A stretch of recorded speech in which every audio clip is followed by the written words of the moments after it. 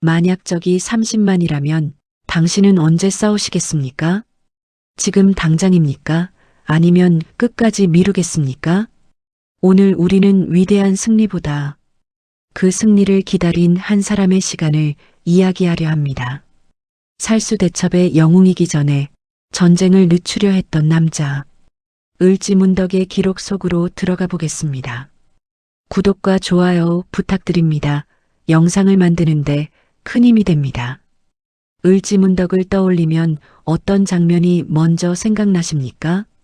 대개는 물이 넘치는 강과 패주하는 수나라 군대일 것입니다. 하지만 당시 기록을 차분히 읽어보면 그는 처음부터 싸우는 장수가 아니었습니다. 7세기 초 동아시아는 거대한 변곡점에 서 있었습니다. 수나라는 중국을 재통일하며 황제의 권위를 대외 원정으로 증명하려 했고, 고구려는 이미 수차례 전쟁으로 국력의 한계를 체감하고 있었습니다. 을지문덕은 이 균형을 알고 있었습니다. 그래서 그는 전쟁을 피하려 했고, 피할 수 없다면 최소의 희생으로 끝내려 했습니다. 이 점이 그를 단순한 무장이 아니라 계산하는 관리자로 보이게 합니다. 우리도 살다 보면 맞서기보다 시간을 선택한 순간이 있지 않습니까? 그 선택이 늘 쉬운 것은 아니었습니다. 강대국은 왜 굳이 먼 나라를 치려 했을까요? 수 양제에게 고구려 원정은 영토 확장 이전의 정치적 과제였습니다. 대운하 건설과 대규모 토목 사업으로 백성의 불만이 커지던 시기, 황제는 외부의 승리를 필요로 했습니다. 고구려는 만만해 보였지만 쉽게 굴복하지 않는 상징적 상대였습니다. 을지문덕은 이 사정을 읽었습니다. 그래서 외교 문서에서조차 도발적인 언어를 피했습니다. 그가 남긴 유명한 시와 문장은 허세가 아니라 시간을 벌기 위한 언어였을 가능성이 큽니다. 그러나 강대국의 귀에는 작은 나라의 신중함이 오히려 오만으로 들리기도 합니다. 그 오해가 쌓여 30만 대군이 움직이기 시작합니다. 그때도 그는 아직 싸우지 않습니다. 왜 그랬을까요? 칼이 부딪힐 때가 아니라 상대의 보급이 흔들릴 때 시작됩니다. 을지문덕은 정면 충돌을 피했습니다. 일부러 물러서고 일부러 길을 내주었습니다. 수나라 군은 이를 패배로 오해했습니다. 하지만 그 사이 보급선은 길어지고 병사들의 피로는 쌓여갔습니다. 낯선 땅, 익숙하지 않은 기후, 싸우지 않아도 전쟁은 이미 진행 중이었습니다. 이 선택은 비겁해 보일 수도 있습니다.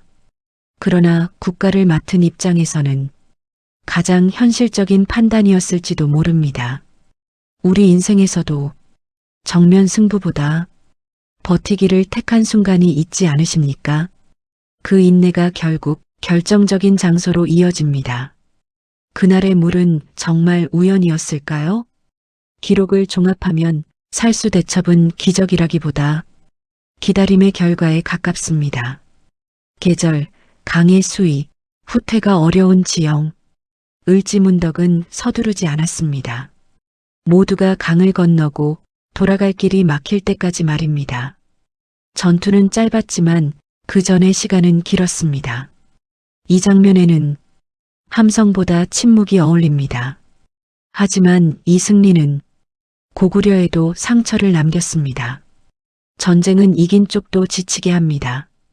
그래서 그는 이후 기록에서 점점 사라집니다.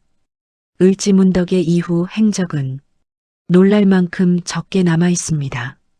정치 권력과 거리를 두었을 가능성, 혹은 전쟁의 책임을 스스로 짊어졌을 가능성도 있습니다. 확실한 것은 그가 권자를 탐했다는 흔적이 없다는 점입니다. 고구려는 이후에도 끊임없는 외교와 긴장 속에 놓입니다. 을지문덕은 한 발 물러난 인물처럼 보입니다. 어쩌면 그는 알고 있었을지도 모릅니다. 전쟁의 영웅은 오래 기억되지만 전쟁을 늦춘 사람은 쉽게 잊힌다는 사실을요. 우리도 살면서 상대를 설득하기 위해 말을 고른 적 있지 않으십니까? 을지문덕의 말은 그런 삶의 언어에 가깝습니다. 그래서 그는 말을 아꼈고 행동은 더 아꼈습니다. 그 태도가 오해를 낳기도 했습니다. 적을 물에 빠뜨린 사람은 냉혹한가요? 전쟁의 판단은 결과만으로 재단하기 어렵습니다. 장기전이 되었더라면 고구려와 수나라 모두 더 큰 희생을 치렀을 가능성이 큽니다. 을지문덕은 짧은 충돌로 끝내려 했습니다. 이는 자비가 아니라 종결을 위한 선택이었습니다. 복수가 아니라 계산이었고 분노가 아니라 책임이었습니다. 우리는 결과를 보고 판단하지만 그는 과정 전체를 감당해야 했습니다. 그래서 그의 선택은 지금도 논쟁의 여지를 남깁니다. 강한 쪽은 밀어붙이고 약한 쪽은 시간을 계산합니다. 을지문덕은 그 사이에서 최소의 손실을 택했습니다. 완벽한 선택은 아니었을지 모릅니다. 그러나 당시 조건 속에서는 가장 책임 있는 판단이었을 가능성이 큽니다. 우리는 종종 큰 목소리만을 영웅이라 부릅니다. 하지만 조용한 판단이 더 큰 결과를 만드는 경우도 있습니다. 왜 남은 기록이 이렇게 적을까요? 을지문덕의 생애는 여백이 많습니다. 그러나 그 여백 속에는 외교 문서, 침묵, 계산이 있습니다. 그는 자신을 드러내지 않았고 역사도 그를 크게 꾸미지 않았습니다. 그래서 우리는 더 생각하게 됩니다. 기록이 적다고 해서 영향이 작았던 것은 아닙니다. 오히려 그 선택 하나가 고구려를 한 세대 더 이어주었습니다. 이제 마지막으로 그 이름을 조용히 정리해 보겠습니다. 기억이란 무엇을 남기는 일일까요? 을지문덕은 승리를 자랑하지 않았고 영웅이 되려 하지도 않았습니다. 그의 선택은 화려하지 않았지만 무게는 컸습니다. 한 세대를 벌어준 판단, 그것이 그의 유산일지도 모릅니다. 오늘 이 이야기를 들으신 여러분께 조용히 묻고 싶습니다.